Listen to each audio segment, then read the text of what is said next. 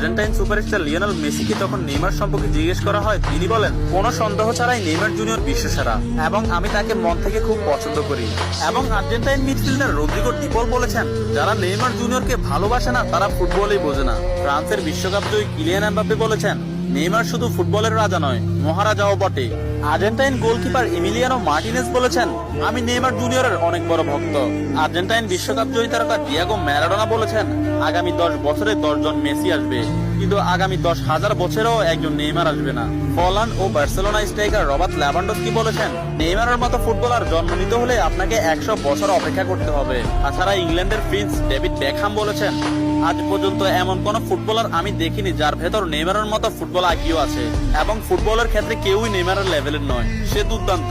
এবং আর্জেন্টাইন বিশ্বকাপ জয়ী তারকা অ্যানহেল ডি মারিয়া বলেছেন, নেইমারের সাথে যে কোনো প্লেয়ারের তুলনা করা অপরাধ। ফ্রান্সের বিশ্বকাপ জয়ী তারকা কারিম বেনজেমা বলেছেন, যারা নেইমারকে নিয়ে সমালোচনা করেন তারা ফুটবল বোঝেন না। ম্যানচেস্টার সিটির কোচ পেপ গার্দিওলা বলেছেন, আমার ক্যারিয়ারে নেইমার মানেই সবকিছু। আমি মাঝে মধ্যে নেইমারের খেলা দেখে আমার দলের উপর সেটা বিস্তার করি। এবং স্পেনের বিশ্বকাপ জয়ী তারকা জেরার্ড পিকে বলেছেন, নেইমার ইতিহাসের সেরা খেলোয়াড়। অন্যদিকে লা লিগা সভাপতি তাবাস বলেছেন, নেইমার লা লিগার সম্পদ। এক সাংবাদিক ব্রাজিলের